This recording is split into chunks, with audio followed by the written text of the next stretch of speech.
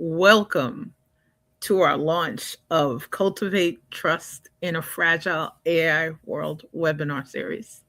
I am delighted you're popping in live or on a replay to join us. LinkedIn set up two different events, so if LinkedIn is not quite working for you today, please come and find us on YouTube.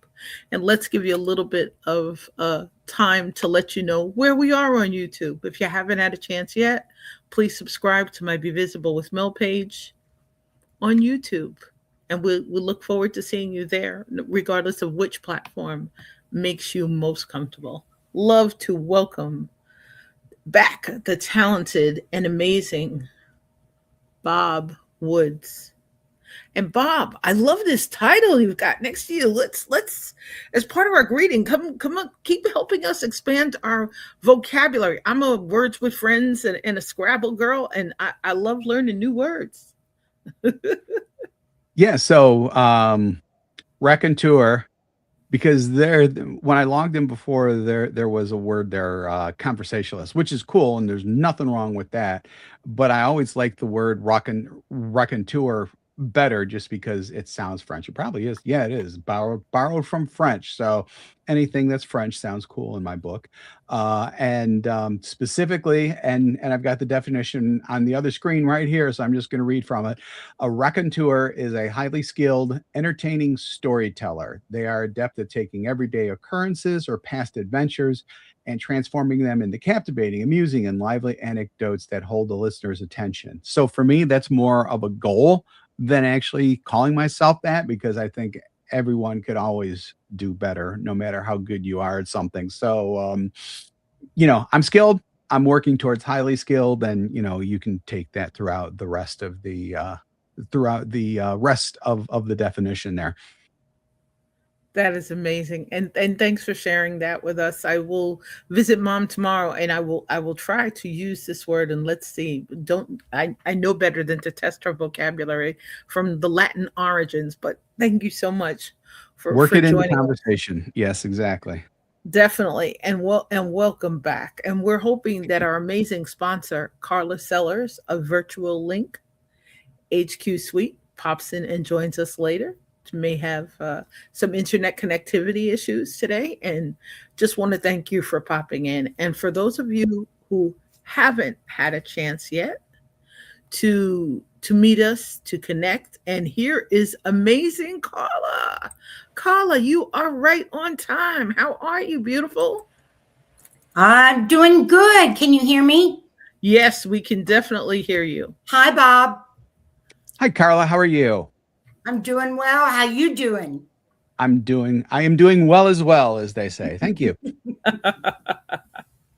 Carla, thank you so much for sponsoring our entire webinar series and for all the love and the light. And look at you, you got it going on background today. Needed a little light in the room. Well, fantastic. I want to give you and Bob a chance, for those who haven't had a chance to meet either of you previously. Either if you haven't met Bob in our Impossible Live community in our Cultivate Trust series, or you haven't met Carla through Cultivate Trust or Impossible Live, or through We Rise and Soar, I'd love to give them both a chance to introduce themselves, let others know where they can find you in between connecting with you on LinkedIn, what are the platforms, and what are just other ways that they can find you to learn more about wonderful you. So I'd love to start there. Bob and Carla, you pick who goes first. Bob, you head us off. Oh, okay. I was going to say Carla's the sponsor, so in my mind she should go first, but I will go first, and we'll have her at the ends, which makes more impact, I think, sometimes. So my name is Bob Woods. I am with a company called Social Sales Link. What we do is we help sales professionals start business and sales conversations, as well as just conversations in general, using online, mainly LinkedIn, but other areas as well, to start those all important conversations and then continue them, obviously, as well. But the starting conversation is the biggest one, because if you don't have a starting conversation, how are you going to have other conversations? So, starting conversations by using LinkedIn and other platforms without being salesy, and that's the big thing. We don't promote spamming, we don't promote automation, all those tools that we think are ucky. That's where the without being salesy part comes in. Just to be real, to be genuine, to provide value that your customers and prospects need to hear as part of their and need to read about as part of their daily activities as they go about their business and hopefully grow their business and become a success. That's about it. I mean, that's it in a nutshell. We do it in all sorts of different ways, but in a nutshell, that's what we do. I guess I'm up. You I guess certainly you're up, are. Carla. I'm Carla Sellers, and I'm with Virtual Link Suite. And I'm putting together currently in the makings of a large website that's going to be for virtual assistants. I've been a virtual assistant since 2011, and I found that I got lonely. It's an awful lonely job being out there, being all virtual and nobody but me. And there was nobody across the kitchen table to talk to. So I wanted to bring this website together so that all virtual assistants can come together. We will have an opportunity for businesses to come on board and take a look at some of the virtual assistants that were their offerings. And we're also going to have services for virtual assistants so that in case they want to continue their growth, then we'll have businesses there as well that they can touch base one-on-one with and possibly get some of their training in that they would like to get. And it's been in the process, and it's been in the process, and it's been in the process, but we're going to get there. That's me. Well, warm welcome back to both of you. And you're reminding us in the launch stages, there are so many different moving parts. It's kind of like uh, it's kind of like life almost. I don't want to say the word steroids, but it kind of feels like life on energizer batteries because we're trying to operate and hang out in so many different lanes at the same time. And you're reminding me, besides thanking you for being a sponsor and for returning to join us again, is that Carla and I have been on this trust journey together for over 4 years. And I really want to thank you for that.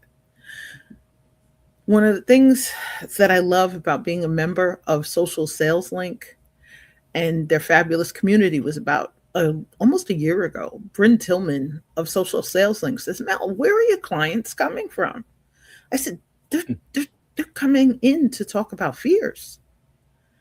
About fears. I said, yeah. I said, I'm not a social worker. I'm not a psychologist. I love building sacred spaces so that we can have conversations. And this part of exploring trust and our trust journeys and our trust lens. And then in a subsequent meeting, Bob mentioned, Mel, you should do a webinar series. Bob, it took a while. We finally made it. we Yes, you did. finally Yes, you made it. did. So as Carla says, all launches, that's right. All launches are works in progress. What I Yeah. love And today, could I, excuse me, can please. I tell a real quick story about you specifically? Uh-oh.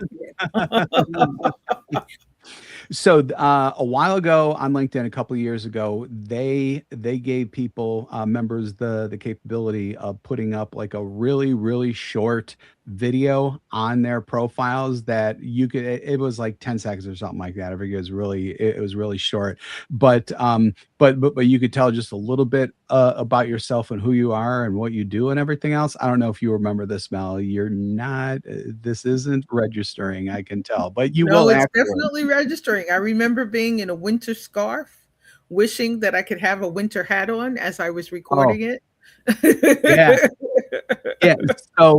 So the very first one that Mel put up was very much unlike how she is today. She was very stilty, she was very monotone and just like and not Mel at all, essentially. So she played it.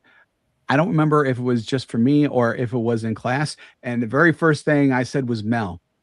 that's not you. That is so completely and totally not you. You need to go back and put yourself in it and re-record it so that's you. The very second one that she did was like perfect at that point. And I would like to think, I don't know if this is true or not, but my ego would like to think that that's what truly launched Mel into the superstar that she is today. Just very, very um just being herself essentially. And she's a very nice person. She's a very demonstrative person, always smiling, always in a good mood, the whole shot. So it doesn't take a lot. You just need to be yourself, basically. I think that is the challenge, and it's one of the things that I loved about being in Social Sales Link, and also from the day that I first met Carla. We don't always feel comfortable, and I'm the introvert. I say it all the time. We don't always feel comfortable, and we especially don't feel comfortable in all spaces in what I call our fragile AI world, which really is what inspired this whole series. But I think the hard part is we're in our own ways, whether it's fears, whether it's blocks, whether it's hurdles. Carla and I have had a really deep dive about this from the perspective of a trust lens. And it was kind of funny. Carla and I ended up having a conversation about this the other day. And what I love was I said, Carla, what is a trust lens to you? And I love it because Carla said, you're not gonna like my answer. Mm-mm. It's just like Bob said, showing a video of myself that I was kind of creeped out about. You, Mm. we need help getting past that, and we need guidance. We need inspiration. We need fabulous coaches, lots of sleep. I learned whenever I speak on a video, I have to have a beverage nearby. My aunts taught me about toast, so I've become there's always virtual toast in there because otherwise I feel like Minnie Mouse a little bit, a little squeaky, the voice, and I kind of lose that energy. But I'd love for those who are just settling in and catching us, whether you're live or on a replay, and whether you're just joining us for this one webinar or you're planning on popping in later during the next part of our series, which will continue in June, to just give yourself a chance. If you're just listening, if you're driving, if you're on the road, no worries. But if you have a chance and you do want to take notes to kind of record some of the insights or the things that are coming up for you, I, I'd love if we frame it in trust lens in three different ways. And one would be the fact that I haven't met amazing Bob or Carla yet in person. If we think about that in person experience as we're building trust, as we're building relationships, as kind of the first column to kind of take notes. If that's, for the Kimberly Lechnicks in the house and the Lachelle Atkins in the house and on replay, that would be a place to kind of start. So that first column, kind of in person or in real life, however you want to call it. That middle column, think of that middle column as things in relationships and in observations, whether they're online, whether they're from a distance, whether they happen in real life. What's that blend and how does that really change how we look at trust? And that last column, kind of think of that last column as you on full tilt. You trust yourself. You're in environments where you're going to succeed. You're extremely comfortable. Safe places like Social Sales Link for me to show that video and for Bob and them to just like, oh my goodness, how do we tell her this? Because we all need that, right? You have that person who walks into a family gathering and they didn't get the memo about the dress code or what not to do in front of the elders. I smiled because we were watching a TV show the other day and first responders had to be reminded that they were in a children's playground having a very adult conversation. So think of that last column as kind of the blend in that world where you're trusting everyone trusts you, where you're dreaming of a lighter, brighter, less fragile AI world, as I call it, to use that as a third column to kind of take your notes in. And some of it is that third column is kind of a wish list. It's the if we did the yes and game, that's the world we'd love to create. But I'd love to start with Bob and with Carla. What is trust to you? Well, I'll start this one, Bob, if you'd like. That's fine. You go ahead, Carla. Mel kind of mentioned that we'd talked earlier, and we talked about trust lens, and I will go back to where she said, I said, Mel, you're not going to like this. And one of the reasons I said that is because for the majority of my life, I didn't even think about trust. It wasn't what I thought was important in my life. And then Mel brings it up and we start talking about it a little bit. I learn a little bit more. And now I realize I didn't trust. And that as I'm growing and I'm adding a little bit of trust, that's helpful. But my trust lens is still really, really, really thick. I find that I doubt trust. And not necessarily is it just that to say I doubt trust it online things, which I do doubt an awful lot of online things, but it can be personal one-on-one as well. So to me, it's more of a feeling, I believe. Do I feel comfortable when I'm meeting someone? Which I've felt that way before and found out that maybe it wasn't so good that I trusted them. But I think that intuition at first, maybe. And I mentioned to Mel that I've known her for all these years. And if I was, my car was broke down on the side of the road, I truly would. If she would stop, I would trust her. I would trust her. However, there's people in my own community that I don't know. I don't know. And I'm thinking if I was on the side of the road and someone stopped, I don't know that I would trust. So my trust lens is thick. It takes a little while to get through, but once it does, I'm loyal and thankful that I have other people that I can trust. Thanks for reminding us of the environment part and how it changes over time, changes where you are. Absolutely. Absolutely. And it continues to. I realized that getting past some of the things that I didn't trust in my life has basically kind of set me free. It set me free that once I'm learning all of this, and the more I learn, the freer I can be. So, and I thank you for that, Mel. Thank you. Hey, don't just thank me. We'll thank Yvette Bessel of Organizational Soul and the IFB Network. Universe sends her right place, right time. Absolutely. Absolutely. Bob, what's your experience or your feelings about it? Yeah, so I would trust everyone here to say enough to say that this isn't something that I usually talk about just because we're so focused, especially in business and by us, I mean Social Sales Inc. and especially the people who we coach and train into building trust with others so that others will trust you, but doing it in a way that you're actually not present.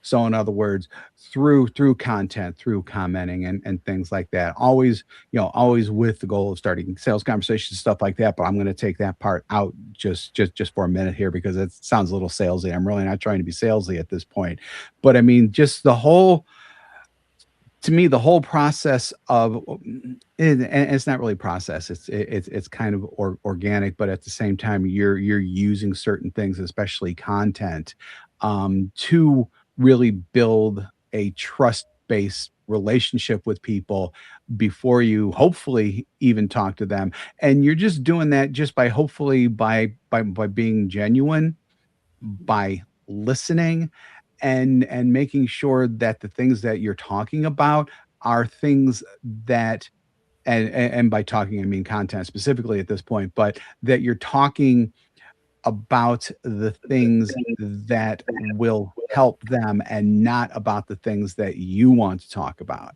Because if you're talking about the things that you want to talk about, quite frankly, it comes across as untrustworthy because it's putting yourself first. You're not putting the other person first. And I think a great part of building trust, whether I'm trying to build trust with other people or someone who's who's trying to build trust with me for whatever reason, you should be interested in the other person in a genuine way, not just because you want to sell them something, or you want something from them, whether it's a sale or whatever.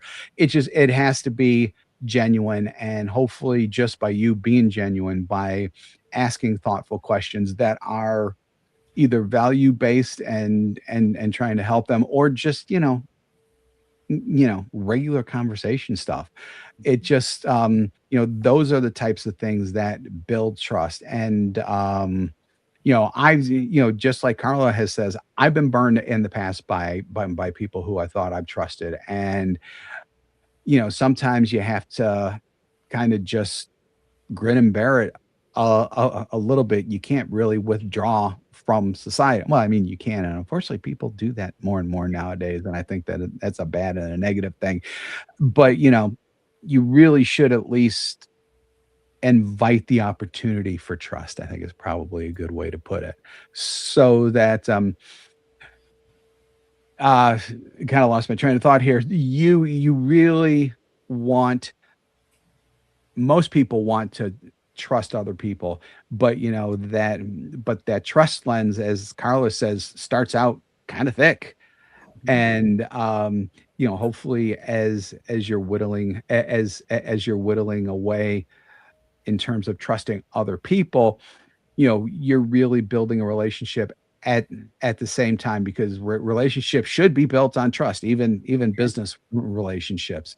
And if you don't have that, then what are you doing essentially? So uh, Yes. that's one of the reasons why I like so much of what I do, is because it's about building trust. It's about treating the people on the other side of the Zoom call or the phone or the coffee meeting or whatever as a genuine regular person who has concerns that hopefully you will be able to help them, but getting at that decision or the next step in the process or whatever in a real, genuine, trustworthy way. I love that. I think the hard part. Go on, Carla. No, I was just going to kind of piggyback on that a little bit. One of the reasons when Mel and I was talking that I just was so eager to be supportive of you in this webinar series, Mel, was that virtual assistants and their clients have to have trust between each other. And, that's really difficult when you're first starting, because I'm sure there's been a lot of businesses out there that may have hired a virtual assistant or something at one point of time that maybe not have produced the things that they wanted done. They couldn't maybe trust them as well. Or the virtual assistant has also had been ghosted by companies and businesses before. So it's really, really important for virtual assistants to learn how they can offer information to their clients and vice versa, so that both can trust, because it's definitely something that they have to do to be able to work together. I love that you're saying that, because I remember in the beginning where I kept meeting a lot of coaches and I kept saying I didn't want to be a coach. And I would go to conferences and seminars. And I remember a gentleman, Cliff Quicksell, and Cliff Quicksell is in the promotional products industry. And I flew New Year's Day to go see this gentleman speak. and paid for two back-to-back webinars. And people were like, wow, well, you're going New Year's Day to, we're in the airport at like 7 in the morning. I'll tell you, it's the perfect time to fly. But airport, you actually you can wave at the employees as they're coming in to work, and there was no line in security at the checkpoints. But what I found was great about his seminar was, in the process of it, he reminded me that we have a fear of certain terms, whether they're industry terms, whether it's certain roles. Maybe we have a fear of leadership. Maybe a new neighbor is there, you're not quite sure, you're ready to bring a dish or a cake. In the old days, you have an emergency, you're not sure you're going to ring the bell. Or we went to visit a dear friend the other day. She says, I know you're in there because my ring camera told me that you were in there safely. you know we're in a world where there's so much observation that maybe we didn't have that years ago. It's one of the reasons why we started the series with "We Didn't Start the Fire." There's so much that others have brought to us, whether it's industry opinions, We used to read promotional products, magazines that told us all to name our companies the same thing. If you if it was a gentleman, he had a marketing company. If it was a woman, you were in promotions. And one day I went to a chamber event and there were three of us and we all had promotions in our name. And someone asked me, "What makes you different?" And I loved the question because, as Bob says, in the process of building trust, here I am, the non board member, the non former uh, head of the chamber. And they're like, "Who are you and why should we listen to you?" And I think that part of building a genuine relationship, I really had to learn. Well, I'm I'm here I'm here to help others. And someone says, everyone says that. And I remember it because I did my little bulleted introduction, and then a bunch of people were snickering in a corner, and you're like, oh my gosh, is there something on my dress? Do I have salad in my teeth? You're really uncomfortable. It kind of creeps you out in your own skin. And I wasn't really sure, but I remember taking a big sip of water. It was my third event that day. They had no idea. And I went over and the woman was laughing. I said, "Did me saying I was helping others, did it seem funny?" She says, "Everyone says that." I said, "I mean it to my core." And she says, "Oh, that's nice." And I saw her years later when receiving a volunteer award, and she says, "You really meant it. You weren't full of crap." She says, "I didn't realize that when I met you." Now, I haven't seen her since. But I do remember those are the types of things in relationships. Someone can inspire us to go into a turtle shell, or they can stimulate the fear of AI that I had in the beginning. That if it wasn't for Mhm. conversations with Bob and Carla about, here's something that can help you with productivity, here's something that can help you with your trust lens, here's something you said that maybe we should explore. And here we are. But I think the thing that gets so hard in that part of relationships are we get caught in our heads, whether we're in a hybrid environment, whether we're in an environment where people are working across time zones or across shifts, and they haven't met in person. Kind of that relationship in some cases that for some started during the pandemic. The thing I realize in today's title, We Didn't Start the Fire, is we are constantly in our industries trying to help others locate a fire Mhm. extinguisher to fix some sort of pressing problem that they may not be comfortable sharing with us on the first date or when they first meet us. I introduced two talented gentlemen last week. One of them I'll meet in person on Wednesday. One has a not for profit. He expressed the need in a service. I said, "Oh, here's an introduction to someone." Well, that introductory thread went someplace else because they don't know each other. And one was inspired to do his homework, as Bob's saying, in trust based sales, in trust based relationships. Carla and I, our first meeting, she blew me out of the park because I only had the wish list. And here's Carla like, "Oh, here's a woman with an idea. How can we help her elevate it?" And I think that's the part we miss sometimes in AI. It doesn't know us like that. We need the human touch. We need someone to help us light a match safely, or light a candle that is battery operated as opposed to one that'll take the curtains up. Mm. I Yep. think the thing is, Carla and Bob are nodding that trust lens part. Sometimes we're caught in a distrust sequence.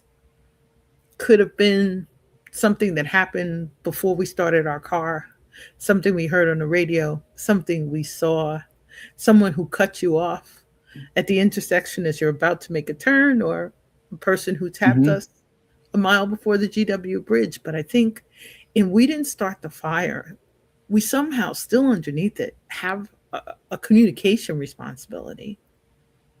And these two amazing professionals have helped me so much, not just through friendship and great insights, but just with, here's where you could begin.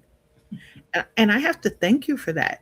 Carla and I, when we started our trust journey, we had no idea of the transparency and the vulnerability underneath it. And we're so not inviting, asking you as professionals to come and open up your cupboards and let us in. The thing is, from a cultivate trust perspective, and I love it because Bob said building trust. People think of it as a foundation. I'd love to suggest the foundation is you. Yeah, Be, 100%. be comfortable in your own skin as Yeah. a start. No, I so agree with that. And as we've talked, I want to go back a little bit further on. We didn't start the fire. This may not be a good time, but I'm going to jump right in there. We had talked that I can remember when my grandparents, they may have had a line or a fence in between their property. We talked about this the other day. And my grandfather with the neighbor over on the other side would handshake. Let's do a handshake here on this, that this is mine and that is yours. And at the time that was you bet. I mean, I trust that both of the men would trust and they would shake hands. And then now fast forward. It's very difficult sometimes to trust a handshake now, or can we? I mean, we want to, but so how do we get from there to here? We didn't start the fire, true, but how do we deal with it now? It's just something that bothers me sometimes. I love that because you're reminding me earlier in our live stream, we talked about replenish trust, hidden truths. And there's all the things that are behind the scenes that we don't see. And we really do carry that legacy stuff. I was the oldest grandchild on one side. They were amazing at spoiling me rotten, but they really made me feel like the world was a playground. On the other side, I was kind of in the middle, which was good. You had those who led before you and those who came after you. And we joke, my uncle Junior would hang out on the floor with a carton of milk and a box of Lorna Doones if you were old enough, or a box of Zwieback if you were too young and you were teething. And we would laugh. That's how he separated us. You were old enough to chew the Lorna Doone and he would share one of his with you, or you were young enough. Here's what I'm going to do for your development. But I think we don't look through, we get stuck in that heredity lens, or sometimes in a lens, as Bob would say, from a leadership perspective, organizations of all sizes. There's structures, there's hierarchies, there's the different departments. And in some cases, there aren't, what Bob said before, a chance to kind of what I call explore the trust opportunities. And that is what we're hoping to do in all of our conversations about we didn't start the fire and in Cultivate Trust in a Fragile AI World series. So do you think that maybe the younger generation is going to be able to trust, especially with the AI, more than what maybe possibly my generation?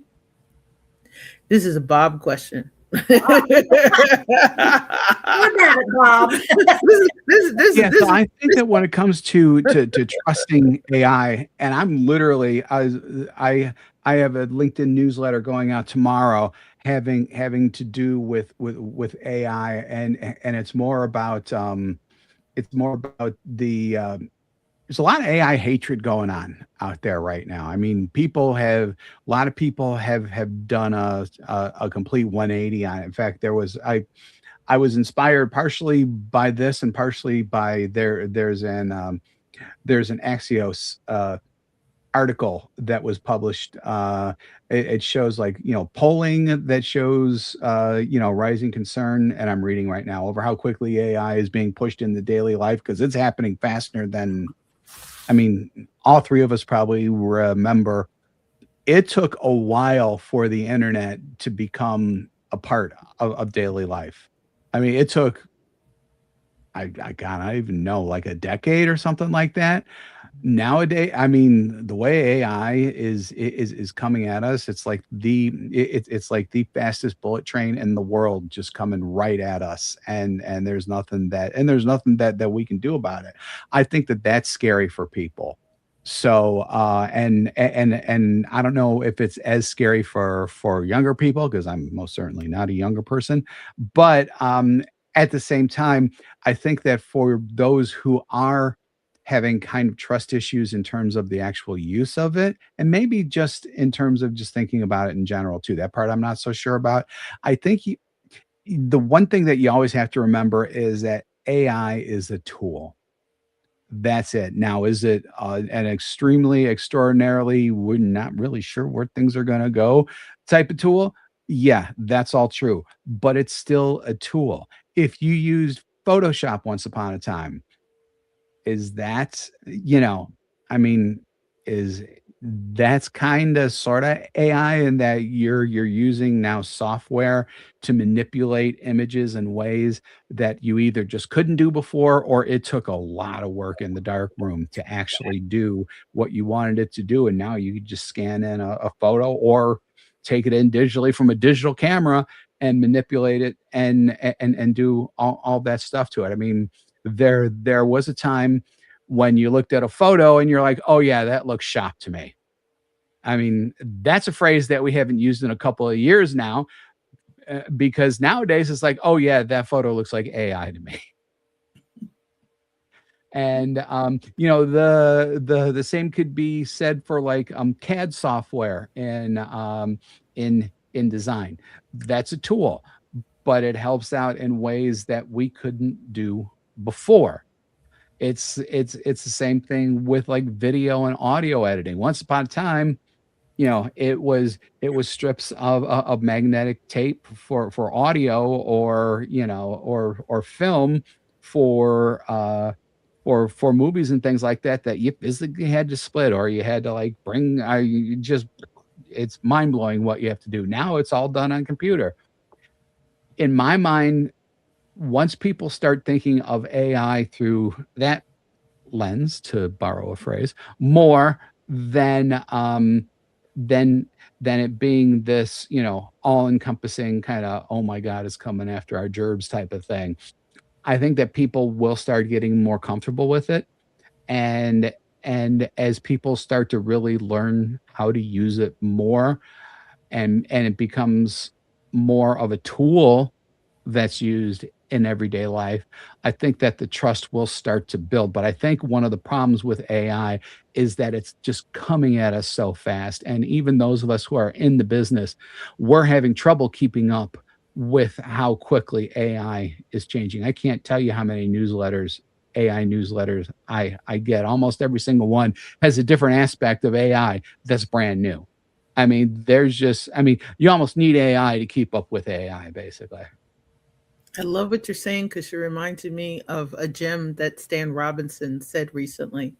And I have to find out where Stan did it. One of these days, we're going to put this on a slide and skywrite it. But Stan, who had the pleasure of meeting in the social sales link community, Stan said AI is like Aladdin's lamp and Pandora's box in one package. I kind of thought it was brilliant. It reminds you of Mhm. the fear part and of the possibilities part. And just like you'll laugh, we're starting our series with We Didn't Start the Fire, and we're ending our series with Cultivate Trust, whatever we imagine. And I Mhm. think we lose sometimes that sense of self in terms of trust, whether it's something we typed, something we said, something we read, something we observed. Somebody tapped us yesterday on the highway. No other car was moving. She wasn't paying attention and she put her foot on the accelerator. Now, if this was a robotic car, I could understand. It might have said, "Hey, these guys keep on moving, keep on moving." But I think the part was that I love about Stan's comment is the reminder.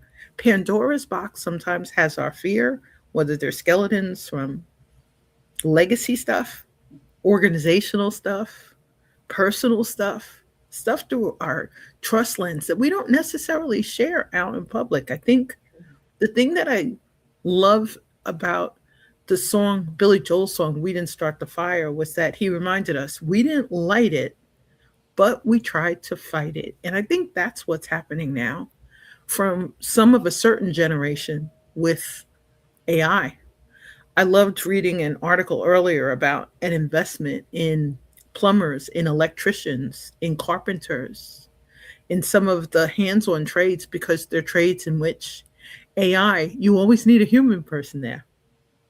It's kind of like how many of us would change a light bulb, but I think somewhere in this opportunity for innovation, the opportunity for productivity, the opportunity for expansion, the other side of it is looking at what's happening in terms of digital trust.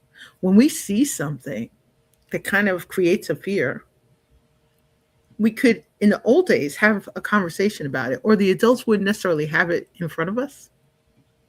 Now it seems like that openness of there's always a camera, there's always another set of eyes. And, we're from the world where people taught us, keep acting as if someone's always watching. But I think when you look at the stats in larger companies about an ISACA, I was introduced by a wonderful woman, Katja Feldman, who I met in the linkability community. And Katja helped me start looking, and I found an article on Substack about the state of digital trust. Paid a lot of attention to it, just like Marvin Stark, who we're on disruptive business leadership panels. Martin's always sharing Gallup polls about engagement and disengagement in workplaces. But 53% are confident in the digital trustworthiness of the organization they work for. And 90% use AI somewhere in an organization. I think also the thing from watching a recent training that Carla shared with me, if we think of it from the perspective, AI is an experiment, and the more humanity we put into it, the better that experiment works. The safer the lab is, the better the materials, the better the quality, the better the outcomes. And others say that 78% of employees measured said AI skills are really extremely important, and the organizations aren't training them on how to use them. If this is the productivity tool that we need to enhance to take all the little things off of our plate so we can focus on the amazing stuff. How do we use it? How does it help you become more productive? How does it help you make better decisions? But I think the thing that really caught my mind was that local um, local chapter, Hudson Valley SHRM, Society of HR Management, had an amazing presentation by a wonderful lawyer by the name of John Baggy. He's fantastic. And he asked how many organizations had an AI policy in place. And he asked this 2 years ago. Two people out of a room of 125 HR professionals raised their hand. About that. Both companies were law. They were law firms. Both companies were law firms. And I found it was kind of interesting because I'm like, wow, think of all the people from banks and the financial companies that are here, all our record keeping, our data people. And someone who was in IT said, my company doesn't have an AI policy. And I think that's the part about the we didn't start the fire, the awareness part. If we could build cultures of trust, cultures of awareness, cultures of respect, I think it would be a good place for us to start. I know it's a lot, but I'd love to know, Bob and Carla, in your through your amazing lens of how we approach AI as good humans, where do we start to release the fears? Bob, you want to go first? Yes. First thing I would say is don't have people watch the Terminator series of movies. Um, no, okay. All truly about just getting people in front of a web browser that has AI in it. Give them maybe just a couple of very simple tasks to do with AI, and then teach them essentially what it's for. I'm sorry, I've got something that just got caught in my eye all of a sudden. Teach them Teach them that it's a tool. I do think that that's really important, but it's a tool that you can have conversations with and teach them how to the very basics of prompting, because prompting is kind of an art in and of itself. I actually co-authored a book about prompting that teaches a framework called the Crispy framework on how to prompt AI. We wrote it about a year, maybe even a year and a half ago now.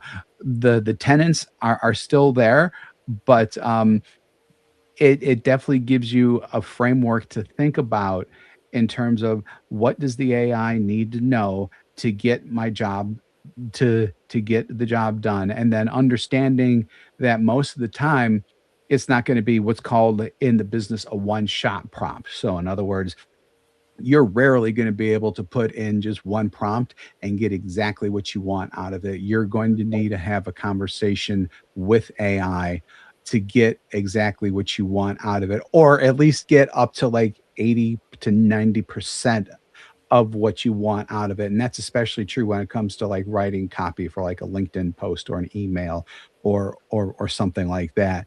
You're probably never going to get to like 100% of where it actually sounds exactly like you and everything else, which is why you need to read everything. You need to read it out loud, make sure that it does sound like you before you do anything with it. But at the same time, as you're having that conversation, you are able to get to get the AI closer to what you want. And the nice thing about it is most of them do have memory so that they will remember what you sound like, what you talk like, your voice, so that you don't necessarily have to do that all the time.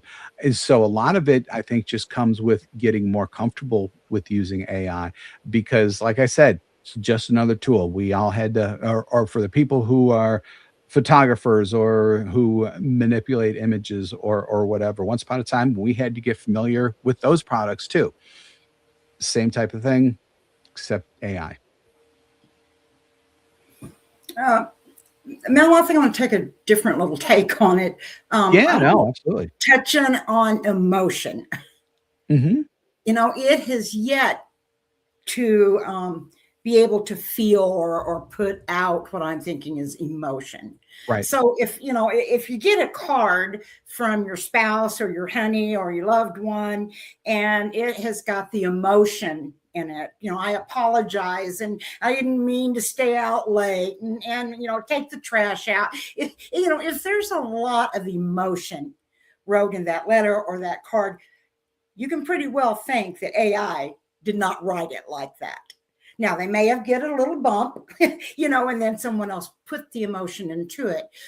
But I think a lot of it, when we look at it like that, is that AI right now is not producing emotion, and you can feel confident for a while at least that if you're receiving or if you're getting something that is emotional, that chances are that it wasn't totally wrote by AI. Yeah. And I look at like going back even to something so simple as a calculator. I didn't think we'd ever do a calculator. It was a tool. It's a tool, like Bob said. But I was taught to do math on my own. You do, and you don't bring a calculator. You don't ask for help. You do math on your own. And I think Mhm. that as the AI continues, we'll all learn to use it. I mean, we learned how to talk to Siri, which in a way is kind of what I'm looking at as AI as well. It's just a vocal type. And so I'm looking at it through the emotional. And I think that as long as we try to look at it slowly and think that, it hasn't got the emotional aspect behind it yet, that I'm thinking we'll be able to grow with it. Make sense? Yeah, it's a great way to look at it. I Yeah, I love mean, that. yeah, yeah, no, yeah, no, I thought that was really good. I mean, because emotion is definitely part of the reasons why people buy things.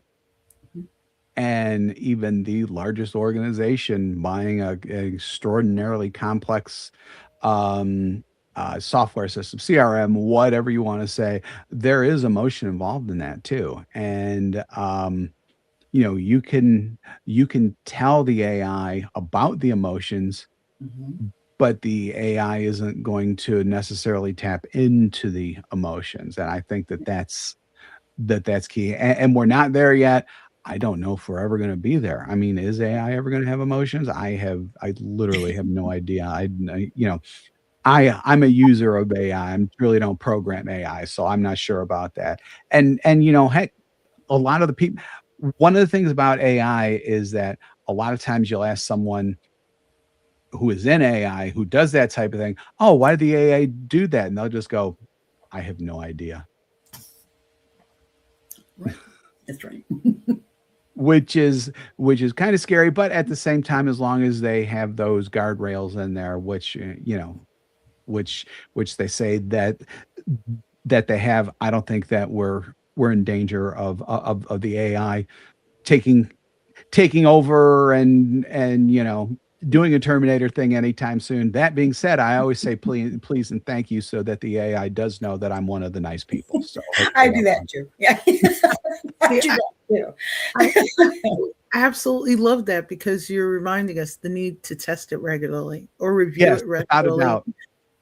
through some And sort of lens, through a trust yeah, lens, maybe. yeah. And this isn't necessarily a trust thing, it's more of an AI thing in general though. But the prompt that you used yesterday may not work the same way today, especially as models improve and things like that. And that's a bit more on the technical side, and I realize that, but I do think that that just needs to be said. So, um, but if you talk to it, if you have conversations with it, you should be able to bring it back to what it was doing to you before or with you before.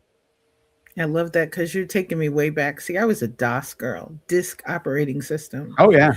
That was my Oh yeah. beginning in operations, was basically becoming a kind of a DOS expert for a little bit Mhm. without a computer background. And just really from fortunately, they were not depending on my math skills for it to operate, but just an understanding of how to it really framed, I guess, how I show up as a leader and our roles in operations of being able to learn how to discuss stuff, how to delegate it, when to ask for help. It really Mhm. helped me with that part of it. I think the thing that I find interesting is when looking at some of the statistics about AI or what's happening in workplaces, the statistics are on the low side. As Bob's saying, when someone asks, where did that come from? What was the source for that? Mhm. What was the thought behind it, the origin behind it? Yvette caught my eye when she presented on trust because Yvette said trust was an emotion. And she said that there were trust styles. And I was writing a course, creating connections to scale at the time. And the first module was style. And I was like, I need something a little bit different here as a resource for people. And I reached out to Yvette and I was like, I really want to put your assessment here. And she says, you're asking the right questions. How about you join my trust cohort? No. And then you can share the assessment and you can walk people through that. So I'm grateful for the opportunity because it really led to this invitation to explore your trust opportunities. We don't always see them, we can't always identify them. People, and Carla and I are mentioning this from the perspective of launching. People are looking for some ready, easy to fix, like almost like the plug and play with the computer, some sort of cool, little innovative go to market strategy. But those of us who are doing it and don't want to do it in a silo and we don't want to do it alone, we're so Whoops. Um, we might have lost Melanie. Maybe. I think she maybe froze a bit. Yeah. Yeah. Yeah. Melanie's frozen a little bit. Well, It's this had, go ahead, Bob. oh no, please go ahead. I was just going to mention that Mel and I had talked about I don't know, some place that she called and they put it on hold. Wonderful music in the background, very, very good, relaxing and things like that. And she was thinking that it was probably AI, that they were working with whatever. And she really enjoyed that. But then she talked also about calling different places And Mhm. then they didn't. And it was very rude. It was not pleasant. So I think even within AI itself, it can be either good or bad. She talked Oh, about yeah. different experiences. Yeah. Yeah, I mean, I definitely do think that when it comes to AI, personal conversations with AI may not be the best thing to do, but, using it I mean, because, I'm framing things as using AI as a tool. What kind of possible tool do you do with tech tool that you do with, like, personal stuff? And I'm talking about tools here, not like social media and things Right. like that. Sure. Sure. That's not a tool. I'm talking about pure tools. Probably not a lot, maybe personal finance, maybe some medical stuff, but I mean, but just in terms of, like, developing a relationship in air quotes there with anything that doesn't have emotion. You get back to your emotion thing real quick, and the only true job of AI is to agree with you on everything or get dark. I mean, sometimes it does get dark on people too, which is just an absolute shame, but unfortunately, it does happen. Um, Well, one of the things I thought was so fun when I first started learning is like, think of things that's not with the business that you could do. And I thought, grocery shopping and actually making a list and all that. I hate that. I absolutely hate that in my life. So mhm, I gave AI a list of foods that I normally eat or cook, put them all down there and kind of put some of my recipes in. And I said, I'm going to do all my grocery shopping. Can you calculate how much of the food, different type of food products and stuff that I need, and about how much it's going to cost? It did. It even put it in categories, dairy. And I'm thinking, oh my gosh. So sure. I printed it up and went to the store with it, and it was Yeah. wonderful, wonderful. Something so simple. Right, Just yeah, exactly. Yeah, but was even there though, even though you're using it personally, you are using it as a tool as opposed to some of absolutely. these people who are developing true relationships with it, and that's when you go down Yes. that dark path and everything. Melanie, we're just talking here. Melanie's back and we're just talking here. I want So, to thank you. This lets you know when there is a power outage because it's 92 degrees uh-huh. and the people in the internet in the grid require power, and I'm in that part of New York where you put the push pin in. About a half hour from West Point, when others need the resources, we lose them. So Mhm. I want to thank amazing Bob and Carla for being here and always carrying on, but also just thank you for your amazing patience and positive positive energies. I We're crossed happy the to have you finger. back. You know what? As we say in this fragile AI world, it keeps going on. The technology. Yes, Coach Sean Michael, warm welcome. You made it just in time, and you're not here in time for the goodbyes. You're here in time after the power outage. So welcome, Sean Michael. And thanks. Definitely. We look forward to you popping in for the replay. I I I have to just thank you also because launches, they're not always pretty. They're not always fuzzy. And it's not always perfect. It's one of the reasons why I call it a fragile AI world. And I'm looking forward to the day when it is a little less fragile. Oh, I love it, Sean. I love it. Coach Yeah. Sean Michael says, power trust issues. Love it, Sean. Love it. Thank you for lovely levity. Yeah, you know what's funny about the whole launch thing? And I'll be straight with you. I totally forgot that this was a launch until you mentioned it just now.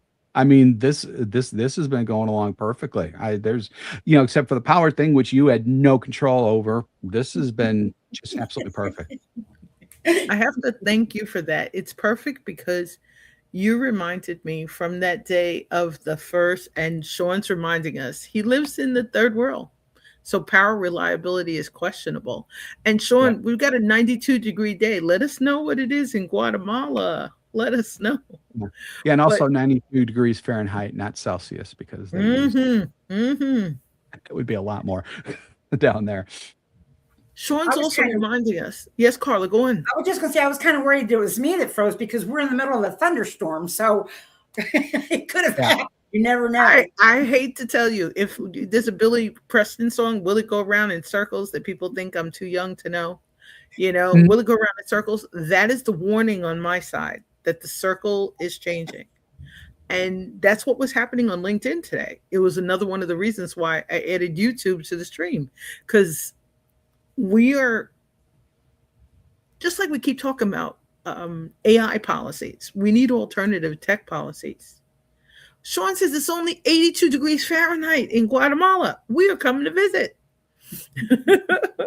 Yep. But I think one of the challenging things, and I appreciate it through this lens of framing how we trust, when we trust, who we trust, why we trust, is that part that we all have a trust lens, whether it's something we get from birth, something we get from faith, something we get from experience, or something we learn to build over time. But I think I love the idea of what how Stan framed AI, about it being a combination of Pandora's box and Aladdin's lamp. There's the possibility, as we bring our humanity to it, to make it better, to make it better for future generations, to make it better for people like Coach Shawn Michael, his brilliant son, and to really encourage people to attend more trainings. Those who thought Cultivate Trust in a fragile AI world was about AI trainings, nope. It's about how we can bring more of our humanity to it, and how we can explore self trust in really safe containers. The rest of our webinar series will not be on YouTube.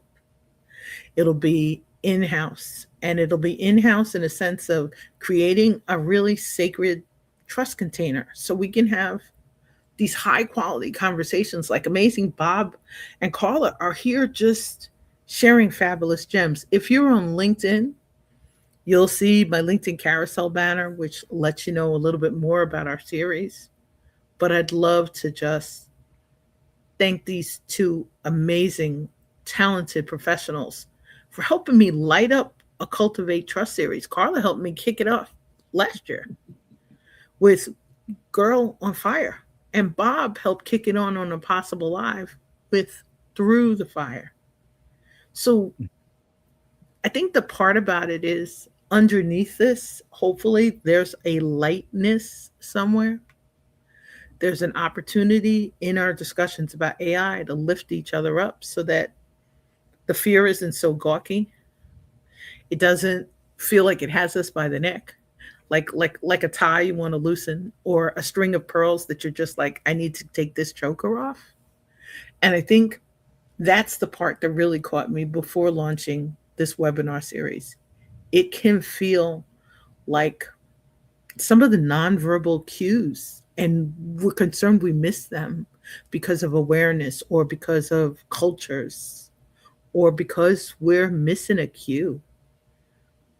And I think the opportunity exists to, just like we are today, to keep having interactive discussions that increase our comfort levels with how we approach it, with whether we trust it, with whether we use it, and especially from that perspective, as Carla said, the things we learned from our grandparents are one things, but I learned so much from Shawn Michaels' amazing 8-year-old.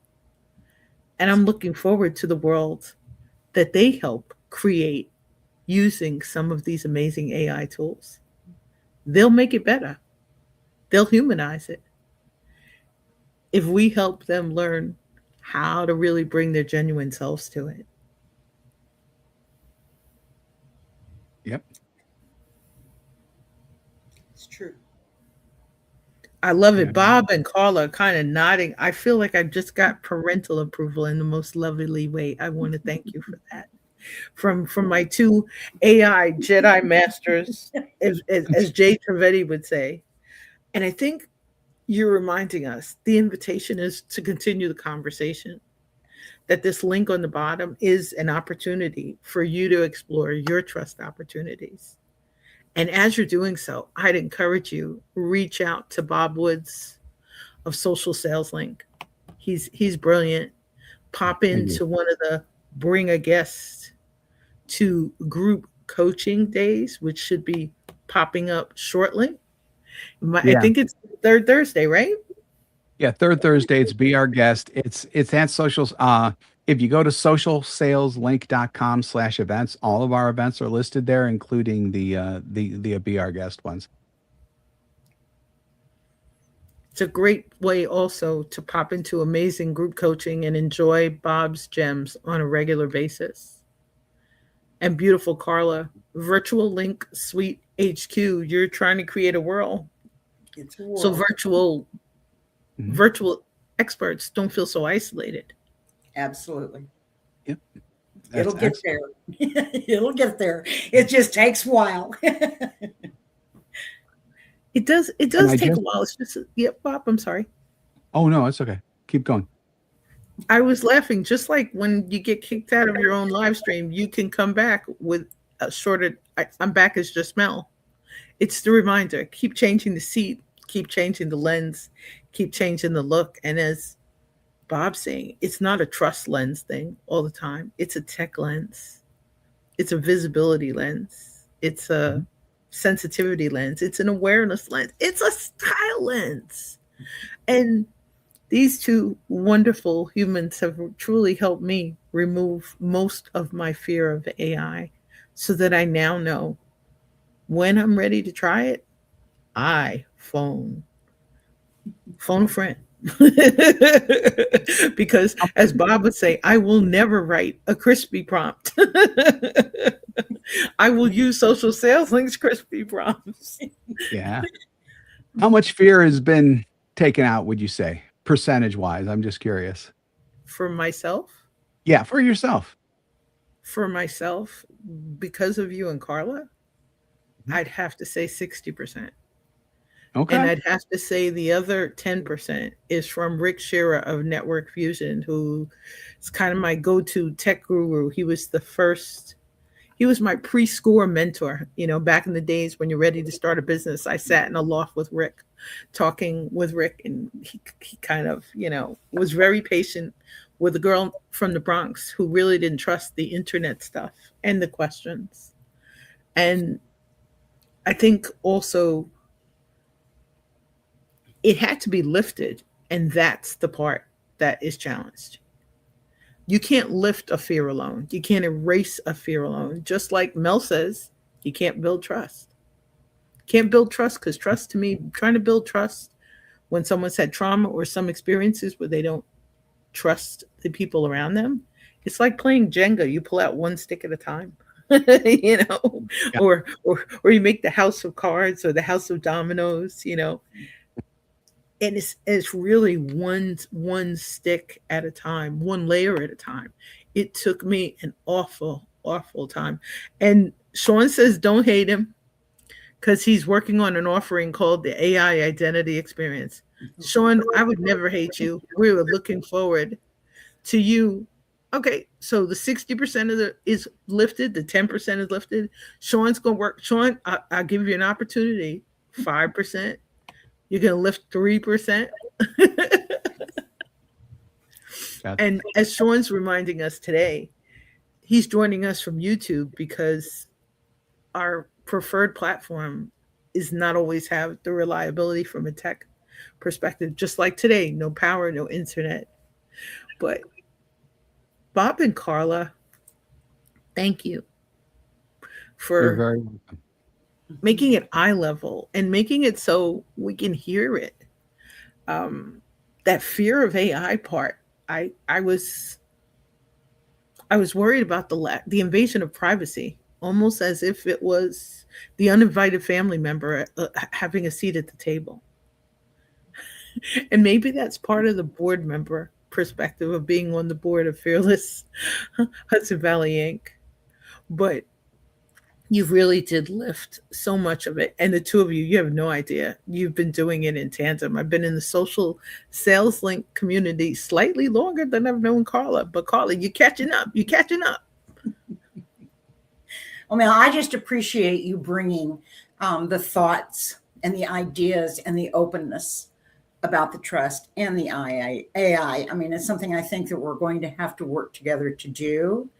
And I appreciate you bringing that forward.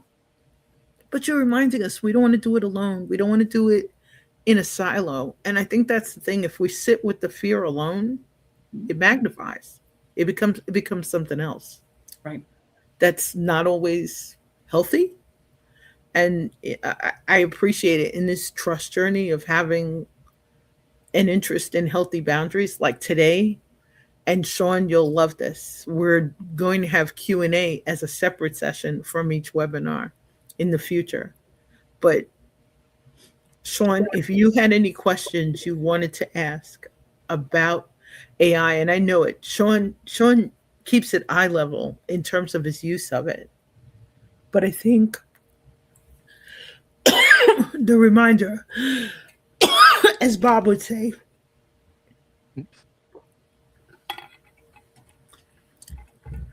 talking about replenished trust and hidden truths. The truth was the fear of AI was holding me back. And I don't want to live like that anymore. So thank you for all you did do with patient questions, with calm solutions, with holding down the fort when the power goes out, with reminding me of Stan's great quote, which we're going to put somewhere, Carla, in a future series as Carla is joining us for more of the series, and I want to thank you in advance for that. But Stan Robinson's quote: "AI is like Aladdin's lamp and Pandora box in one package." I was just like, "That's it in a statement." It's not always the family member that's welcome at the table. It's true. That's true.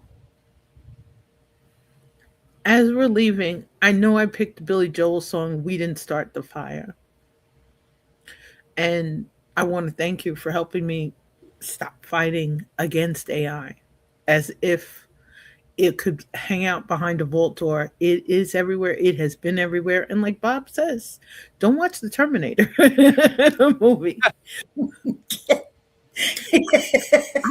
I remember Colossus, my pop having me watch the Colossus or the Manchurian Candidate. You know, when you watch what happens when the programming starts. But I do think when we're exploring how to use it, from innovating, from educating, from building stronger teams, from making a lighter, brighter, less fragile AI world, I'm I'm still hoping for that one. And especially through, sorry about that. That is mom reminding me that I'm coming to see her tomorrow. For all of you who are joining us on a recording and you're about to have uh, a peaceful Memorial Day holiday or a long weekend or celebrating graduations or just taking some time, if you do have some time after the holiday, around the holiday, before the holiday, during the holiday, come, let's have a conversation about Explore Your Trust Stops. And let's have a conversation about the upcoming parts of our webinar series. We'll continue on Select Mondays. Next one is June 22nd, Cultivate Trust, Coming Out of the Dark. In July 27th, Cultivate Trust, How Do You Keep the Music Playing? August 17th, we're changing the track, Cultivate Trust, Brick by Brick. September 14th, Cultivate Trust, Open My Heart. And October 12th, Cultivate Trust, Whatever We Imagine, hybrid, live, and in person. If you're on LinkedIn, all these goodies are in the LinkedIn carousel. They're in the LinkedIn featured section. As Carla would say, we'll come up with a landing page after the Memorial Day holiday. But we're delighted. Thank you, Bob, for joining us for the launch, for helping us get more everything You're welcome. Pleasure to be here. Our honor and pleasure. Come hang out with Bob and I on Thursday during Social Sales Link. Bring a guest to group coaching. Absolutely. And Carla, we may have a chance to see Carla again during our next We Rise and Soar on June 5th. But wherever you are, thank you for popping in. And Sean Michael, thank you for letting us know that some tech is working somewhere. We appreciate you. Stay safe, stay well, stay inspired, stay in touch, and take great care. And have a peaceful day filled with blessings, opportunities, and possibilities. Until we chat again, take great care.